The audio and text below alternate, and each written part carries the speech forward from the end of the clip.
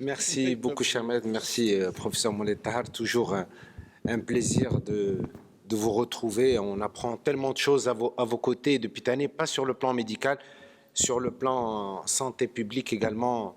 Merci à professeur Adnaoui, merci et surtout au professeur Jamal Belkhadir, je ne sais pas où est-ce qu'il est, qui nous invite tout le temps et je réponds avec beaucoup de plaisir. Merci à nos amis endocrinologues et à tous les médecins du Maroc qui prennent en charge les diabétiques. Je vais aborder, moi, le sujet qui est plus de santé publique et d'économie de la santé, parce que, comme vous le savez, les endocrinos, tous les médecins peuvent faire un travail formidable. Si les politiques ne suivent pas, ça ne sert pas à grand-chose. Et pour influencer les politiques, eh bien, c'est extrêmement important de leur montrer combien ça nous coûte.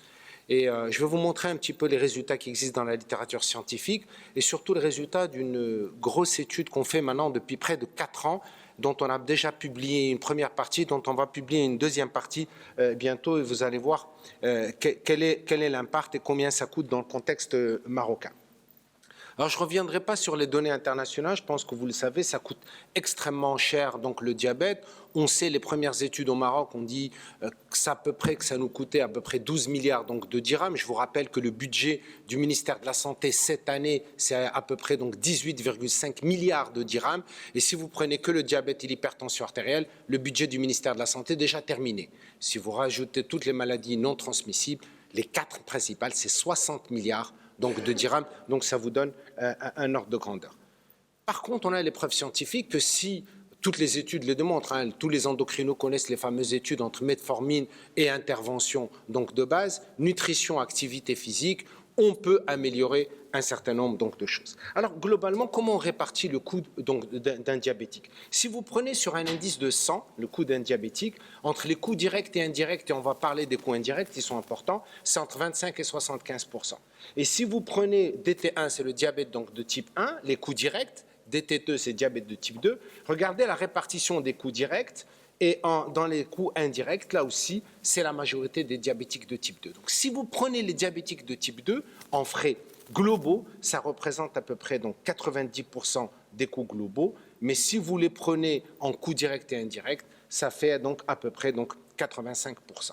Donc, sur 100 dirhams donc dépensés, le diabète donc de type 2 représente donc la majorité. Mais on va voir dans ce type donc de diabète, est-ce que c'est les microangiopathies qui jouent un rôle? Est-ce que la prévention primaire joue un rôle? Est-ce que le traitement joue un rôle? Est-ce que c'est l'hospitalisation qui coûte cher? Est-ce que c'est le parcours du diabétique que vous allez voir qui coûte le plus cher? Je ne reviendrai pas à ce qu'avait dit le professeur Benajiba. Donc le Maroc fait partie d'une zone qui est les plus problématiques d'un point de vue donc, de prévalence à travers le monde. Mais si on prend les dernières études donc, au Maroc, stepwise, et on prend en moyenne à peu près les diabétiques de type 2, une prévalence à peu près de 10%, on va parler, chez le sujet adulte, on va parler à peu près, pour faciliter les calculs, de 2 millions de personnes, et vous allez voir donc les chiffres que ça va donner. Première donnée importante qui a déjà été publiée il y a à peu près donc, 7 ans, c'est que 53% de l'ensemble des coûts, c'est les complications macrovasculaires. Et si vous prenez un jeune diabétique, il va vous coûter 2,2 fois plus qu'un diabétique qui a plus de 60 ans. Ça veut dire, mes amis, s'il y a une prévention à faire, il faut la faire au départ et surtout chez les jeunes. Le diabète, on le sait, tous les endocrinos le savent, on met beaucoup de temps à diagnostiquer un diabétique parce qu'il met du temps à arriver et parce que le diabète est une maladie silencieuse, on le sait. Donc, chez les jeunes. Quelles données on a également chez les femmes? Si vous comparez toutes choses par ailleurs égales, le coût du diabétique chez une femme est 5% supérieur à celui d'un homme. Et pourtant, les femmes vont arriver plus vite chez le médecin, vont se faire dépister plus vite. Mais vous allez voir qu'il y a d'autres données qui expliquent ça. Quand on analyse, je m'excuse, cette diapositive, elle n'est pas très bien visible, mais je vais vous montrer les données marocaines. Quand on analyse ce qu'on appelle la comptabilité analytique du diabétique, du parcours du diabétique, entre le moment où il a les symptômes, il va visiter son médecin généraliste, puis ensuite son médecin spécialiste, il va être hospitalisé, il a des complications, il va utiliser le glucomètre, il va faire des tests de laboratoire, ensuite rétinopathie, ensuite néphropathie, ensuite pied diabétique, et on a analysé tout ça, segment par segment, et vous allez voir que ça coûte énormément cher. Voici globalement le coût annuel d'un diabétique et de ses complications avec les références donc à côté. Ensuite, je vais vous donner les références marocaines. Vous allez voir que si vous laissez, mon ami néphrologue tout à l'heure va en parler, si vous laissez jusqu'à l'insuffisance rénale chronique, regardez, on est à peu près à 78 000 $. Si vous parlez des médicaments, 597 $, et la consultation spécialisée, 477, et aux problèmes cardiovasculaires, 28 000 $. Regardez donc, de la simple consultation, si vous laissez évoluer aux complications donc, du diabétique, regardez ce que ça va coûter. C'est en dollars américains. Alors on se dit, heureusement, c'est en dollars américains. En dirhams, ça va nous coûter moins cher. Vous allez voir qu'en dirhams, également, ça va nous coûter aussi cher, bien plus, si on compare par rapport à notre niveau de vie et par rapport à ce que paye le Maroc. Alors, voici l'étude marocaine. Première étude marocaine, hein, c'est une équipe de Oujda qui a fait cette première étude très intéressante d'économie de la santé et qui a essayé de calculer les coûts directs et indirects. Et ce qu'on a fait, c'est de la modélisation mathématique. On a intégré un certain nombre donc, de paramètres et on a calculé à chaque fois les probabilités. Quand vous êtes diabétique, quelle est la prédiabétique, quelle est la probabilité de devenir diabétique? Si vous êtes diabétique, quelle est la probabilité de faire telle ou telle complication? Si vous avez telle ou telle complication, est-ce que vous allez chez le pharmacien, est-ce que vous allez chez le médecin, combien vous payez? Et on intègre ça dans des modèles mathématiques, de modèles de régression multivariés, et on calcule. Et regardez au Maroc, ça ce sont des données marocaines. Hein. Le coût direct du diabète, c'est à peu près donc 1,5 au maximum 1,5 milliard donc, de dollars, ça fait 12 milliards donc, de dirhams. Les coûts indirects, encore beaucoup plus. Hein. Les coûts indirects, je vous rappelle, c'est les 3/4. Hein. Et puis, la moyenne de coûts par personne, 830 $. C'est-à-dire un diabétique coûte en moyenne à peu près 7000 dirhams par personne et par an. Et la moyenne des coûts indirects, encore beaucoup plus, vous allez voir à peu près donc 9000 dirhams. Et on a analysé, ça ce sont des données marocaines. Combien coûte l'insuline au Maroc, combien coûtent les antidiabétiques oraux. On a pris le niveau minimum, le niveau médian et le niveau élevé. Et pour chacun, on a calculé combien ça vous coûte. Par exemple, si vous prenez dans le contexte marocain, vous prenez uniquement les antidiabétiques oraux, eh bien ça nous coûte quand même 217 millions de dollars. 217 millions de dollars, mes amis, c'est énorme, c'est à peu près donc un peu plus que 2 milliards donc, de dirhams. Donc c'est extrêmement important. Puis on a calculé l'hospitalisation, on a calculé donc le glucomètre, on a calculé les tests, on a calculé les consultations externes et on a fait tous les scénarios. Est-ce qu'on va 1 fois par an, 2 fois par an, 3 fois, 4 fois par an donc chez son médecin, jusqu'à arriver à la fin au coût direct donc par personne. Et on est parti plus loin. On s'est dit combien ça nous coûterait le handicap. Tous les endocrinos le savent, le handicap donc du diabétique. Ensuite, et puis on est parti plus loin, on a analysé le pied diabétique, c'est une catastrophe dans le contexte marocain. Puis on est parti à l'insuffisance rénale chronique, et pour chacune, regardez l'handicap permanent chez les Marocains diabétiques. On est parti sur la base de 2 millions, et sur la base des probabilités conformément à l'evidence-based medicine, comme a dit le professeur Charabi, et que ça nous coûte 1,5 milliard de dollars. 1,5 milliard donc, de dollars, c'est 14 milliards de dirhams en handicap permanent pour les diabétiques actuellement présents au Maroc si on les laisse évoluer en matière de complications. Alors ensuite, je vais vous donner maintenant les données de l'enquête terrain où on a analysé le parcours donc, du diabétique et voici le coût annuel donc, du diabétique. On a pris donc, les ménages, on a fait 7400 expériences à travers le territoire marocain, y compris sur l'Aïoun, et on a vu pour chacun des diabétiques son parcours de soins. الأخذ الطوبيس الأخذ الطاكسي إلى طلع إلى جاب الماكلة في l'hôpital إلى مشى la clinique privée مشى centre santé مشى un cabinet combien ça lui coûte et regardez un petit peu globalement alors on a l'impression que ça coûte rien c'est quand même en moyenne 32 763 dirhams c'est beaucoup d'argent pour le Maroc c'est beaucoup d'argent pour un diabétique marocain 32 000 et regardez un petit peu la rubrique les médicaments 1955 dirhams l'hospitalisation 2935 les analyses. Mais ce qui est plus dramatique pour nous à l'ère où c'est important, vous avez vu Sa Majesté insister sur la refonte du système de santé, sur la réussite du Ramed. On a comparé les ramédistes et les non-ramédistes. On a comparé les hameaux, on a comparé le privé et on a comparé la clinique et l'hôpital. Et vous allez voir que les chiffres marocains, je vais vous les montrer dans quelques instants, ça je passe pour vous montrer les chiffres marocains. Ils sont là et puis je vais revenir.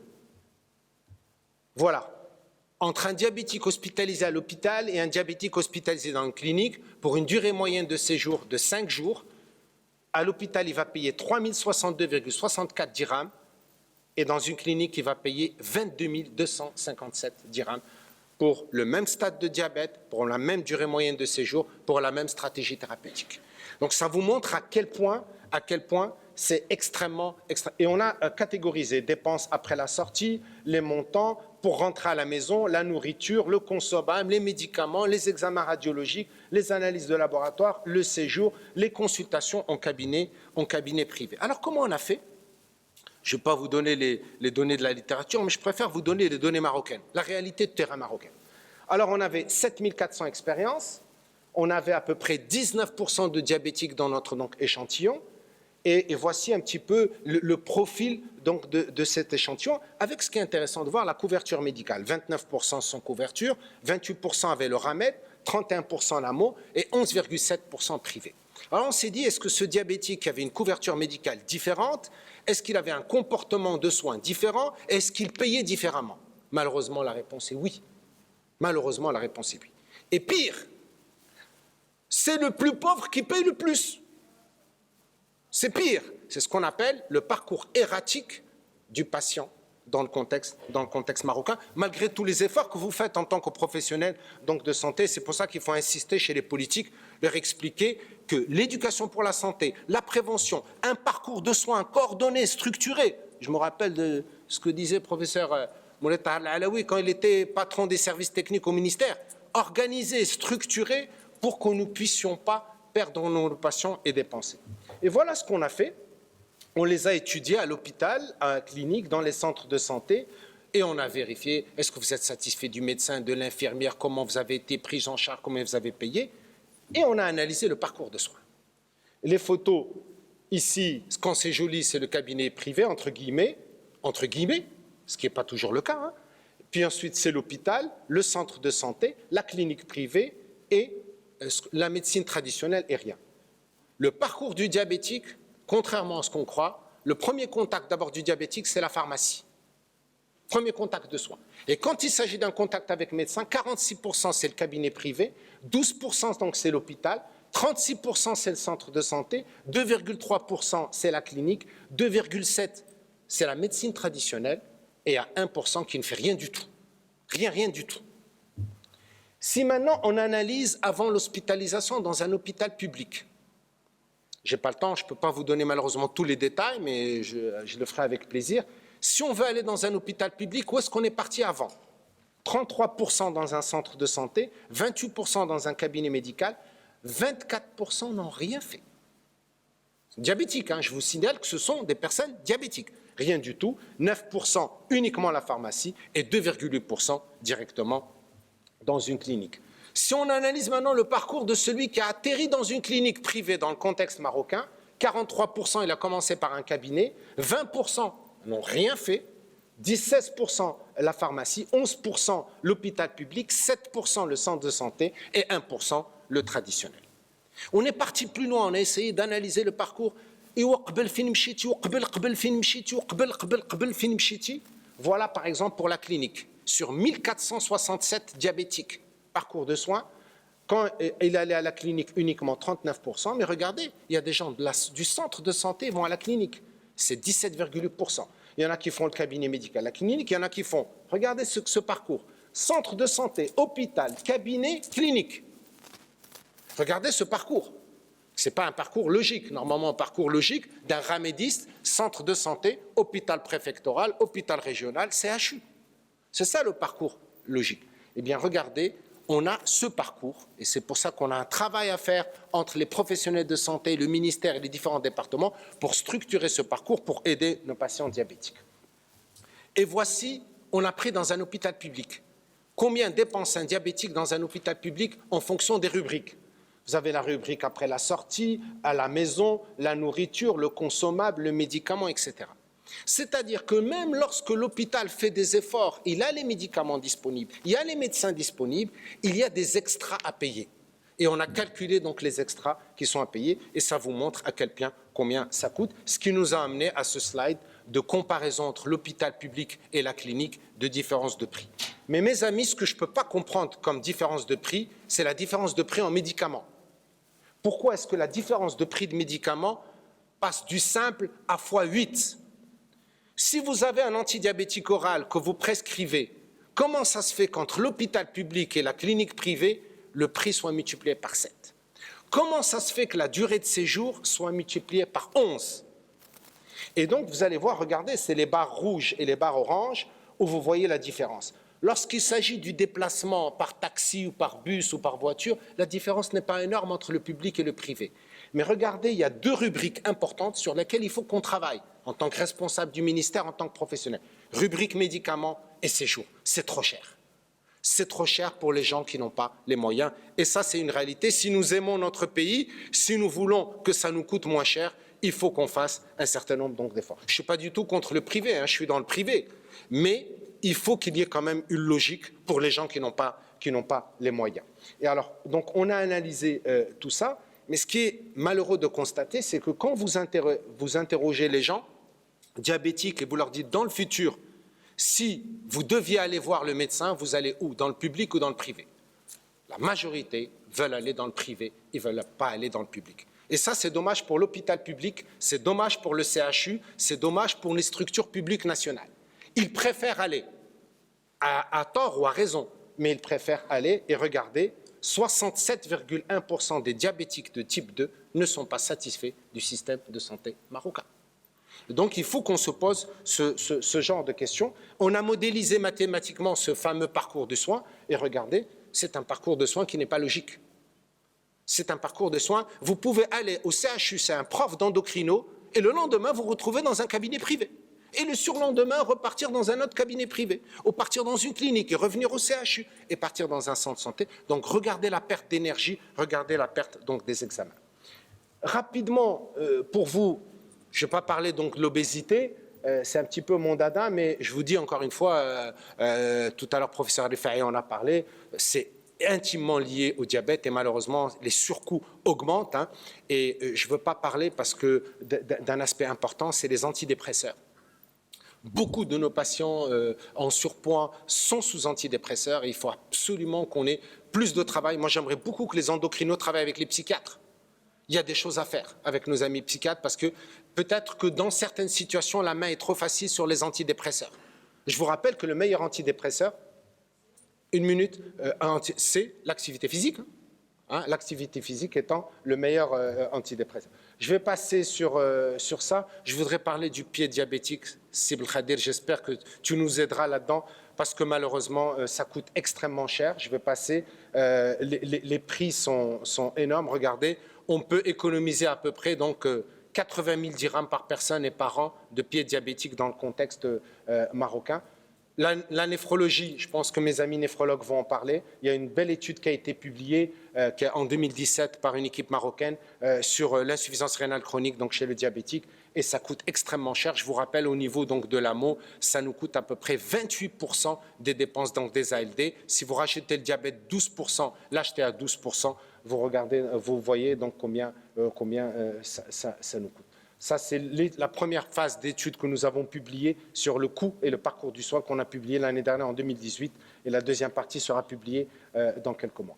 En conclusion, je m'excuse, Monsieur le Président, si j'ai dépassé mon temps.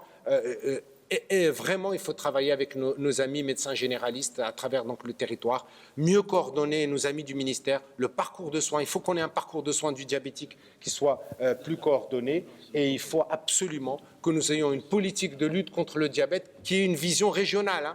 Ce qui se passe à l'Ayoun, ce n'est pas la même chose que Oujda, ce n'est pas la même chose que Jdida, ce n'est pas la même chose de Casa. Peut-être qu'il faut avoir une réflexion régionale parce que, regardez, je termine par ça, si nous misons au ministère de la Santé ou au niveau national sur 100 dirhams donc, de prévention, on va éviter 900 dirhams donc, de complications. C'est quand même c'est 1 pour 9, uniquement avec une bonne hygiène de vie et une alimentation équilibrée. Voilà, merci beaucoup. Merci beaucoup.